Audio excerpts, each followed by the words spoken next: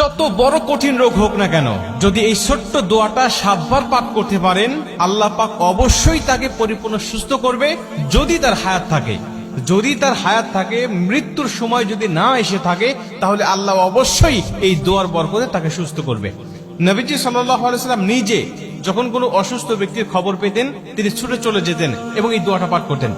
তিরমিজি শরীফের বর্ণনায় আসছে, আব্দুল্লাহ ইবনে আব্বাস রাদিয়াল্লাহু তাআলা আনহু হাদিসটা বর্ণনা করেছেন। তিনি বলেন যে রাসূল সাল্লাল্লাহু আলাইহি ওয়াসাল্লাম এক অসুস্থ ব্যক্তির কাছে গেলেন এবং গিয়ে তার শিয়রে বসলেন, একেবারে তার পাশে বসলেন এবং মাথায় হাত দিয়ে তিনি এই ছোট্ট দোয়াটা পাঠ করলেন।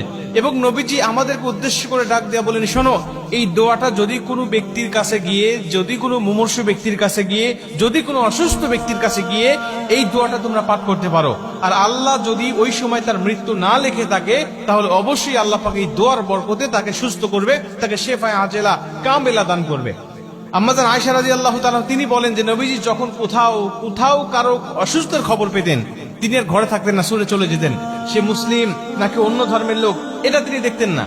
নবীজি সেখানে গিয়ে, তার কাছে গিয়ে নবী সাল্লাল্লাহু আলাইহি ওয়াসাল্লাম তার খোঁজ খবর নিতেন এবং তিনি মুসলিম হলে তার কাছে গিয়ে নবীজি সাল্লাল্লাহু আলাইহি ওয়াসাল্লাম এই দোয়াগুলো পাঠ করতেন এবং আল্লাহ পাক তাকে সুস্থ করে দিতেন।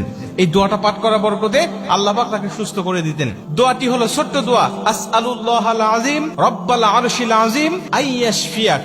এই ছোট্ট দোয়া, আসআলুল্লাহাল আযীম রব্বাল আরশিল আযীম আইয়াশফিয়াক, এই ছোট্ট দোয়াটা আপনারা মুখস্থ করে নেবেন। প্রয়োজনে যারা ইউটিউবে ফেসবুকে দেখবেন, তারা আপনারা বারবার এটা শুনে অথবা নিজের টাইম লাইনে শেয়ার করে এটা বারবার শুনবেন এবং এটা মুখস্থ করে রাখবেন এবং অন্য মানুষগুলোকে শোনার সুযোগ করে দিবেন। এই ছোট্ট দোয়াটা আপনি যে কোনো মুমূর্ষু ব্যক্তির কাছে গিয়ে আপনি দোয়াটা পাঠ করবেন।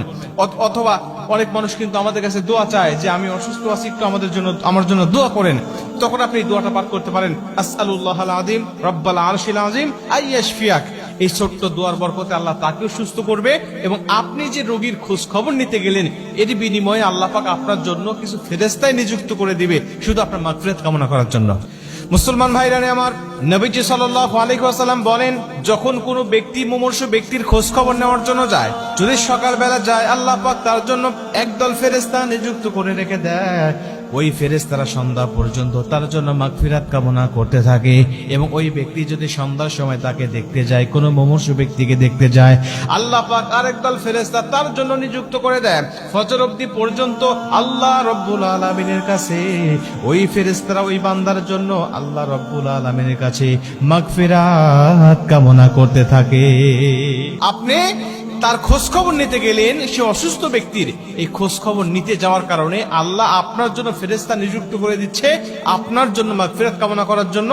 এবং যাকে দেখতে গিয়েছেন, আল্লাহ পাক তাকেও আপনার দোয়ার বরকতে তাকে পরিপূর্ণ সুস্থতা দান করতেছে। এই দোয়াগুলো পরীক্ষিত আমল, এটা সাহাবীদের আমল থেকে, নবীজি সাল্লাল্লাহু আলাইহি ওয়াসাল্লাম আমল থেকে এটা কিন্তু চলে আসতেছে। এজন্য আপনিও যখন কোনো মুমূর্ষু ব্যক্তির খোঁজ খবর পাবেন, তার কাছে গিয়ে আপনি এই দোয়াটা করবেন ইনশাআল্লাহ।